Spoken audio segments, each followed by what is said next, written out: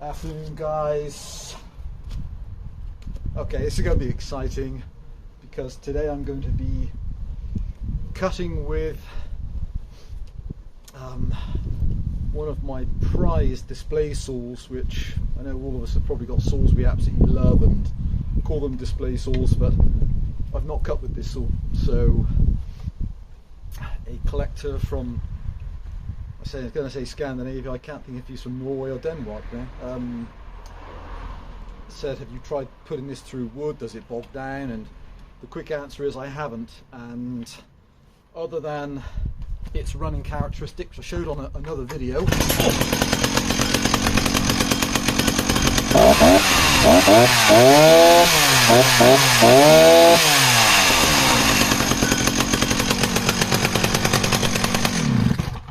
so she's not being cut with, and not only is she not being cut with, the paint on this saw, I hope some of the pictures I've taken have done this beautiful saw. We'll talk about her history in a minute, so it's really interesting.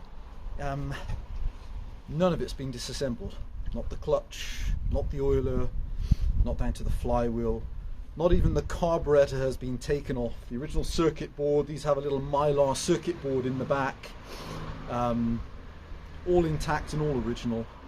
So I don't know how long the original carburetor kit has been in this girl, but so very interesting history. Although this girl is branded Husqvarna at this stage, Husqvarna AB. So any of you, the AB is interesting. It represents the investment. Well, it's a family with a history of investments, a very wealthy family as well. We'll talk about them another day. Was actually made and designed by Crescent in Sweden. And they produced this saw, I think, only under their own label for 1 year, and then it got supplied in two mainstream guises. I say mainstream to start with, Husqvarna being one, E70, and then partner also had her as a TS version, branded TS. So I've got any of you eagle-eyed people, this is one of the, talking of partner, this is really where it all began for partner, kind of. This is the gorgeous partner C6, 1955. Center mounted bar through its profile, not to the left or to the right, down the middle, gearbox, 98cc's, and thumb throttle. 1955, incredibly similar to, any of you know the early steels, the gear driven, before the Contra. Then if you start looking at the BL, early 50s, benzene like, and then the BLK, the benzene like climb, small lightweight petrol chainsaw. 98cc's, 1 year before this girl, identical footprint, very interesting, same displacement, same placement of everything. Unusual, that, isn't it? And then not even mentioning the Bibo, which came in 1949. So that's an interesting subject. So then under Crescent from 60-61, and then to partner for a year, and then Husqvarna for, I don't know how many years actually. Husqvarna, hard to find the production numbers. So 45mm piston, 44mm stroke, nearly parity. Outboard chain oiler driven from the flywheel side. Ran from a period 13-inch bar to an 18-inch bar. So this is fitted apparently with the genuine original 18-inch bar. Beautiful tip symmetry. Still has the nylon inserts in the two holes in this guide bar. Paint on the wrap on the handle is excellent, and she's just a stunning all-round saw. Makes somewhere possibly 4 horsepower, one piece of old literature I have for a TS says they're 4.5, but I think 4 horsepower may possibly be generous anyway, and just a work of art. When you actually disassemble this blow molded plastic housing at the back, you'll see this really old-fashioned circuit board with the spade connectors on. It's just sensationally built. The original muffler, the bolts haven't been undone for goodness knows how long, so as far as I can tell she's all complete and genuine, and has just been a showpiece. So let's take one disc then, just to see how this girl performs. So she then is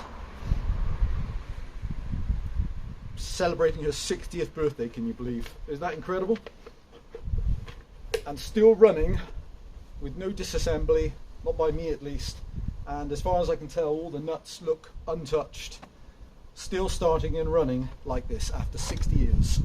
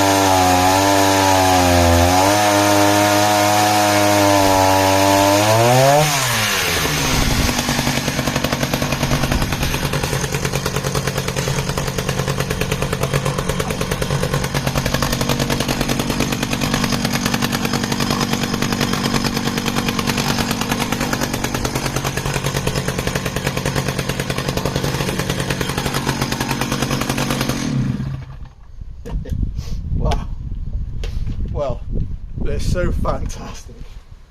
There she is. She's been on the shelf for so long. I think she possibly needs just a tweak leaning out at the top end, but I'm not going to be cutting through any more wood just to do that. She'll just be cleaning her again. And Sven, sorry I forgot your name at the beginning. Sven, I hope that answers the question about how she runs. And I would say she runs fantastic and is absolutely undamaged. The paint is all original and beautiful. There's very clever placement actually on this saw for the front handle here, and it takes all the bottom of the engine doesn't actually touch or suffer typically with corrosion because it's just off the ground, and it touches at the very back of the knuckle guard at the back, but very again clever materials, really smart materials. So light materials where you want it, and then when you have things in contact with the floor, substitute it with steel, a hard wearing material. It just seems obvious, but that's hard to find on a 60-year-old saw. Show her on a restart, just beautiful.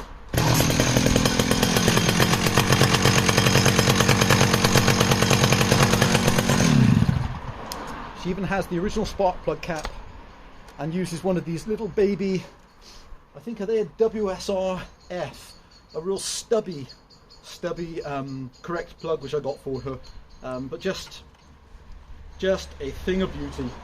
Hey guys, hope that's enjoyable. That is the beautiful Husqvarna, aka the Crescent, early 1960s work of art. Love to hear any comments, guys, if you find that as attractive as I do. Absolutely can barely stop looking at these saws. Absolutely love them so much. Stay safe, guys. Bye for now.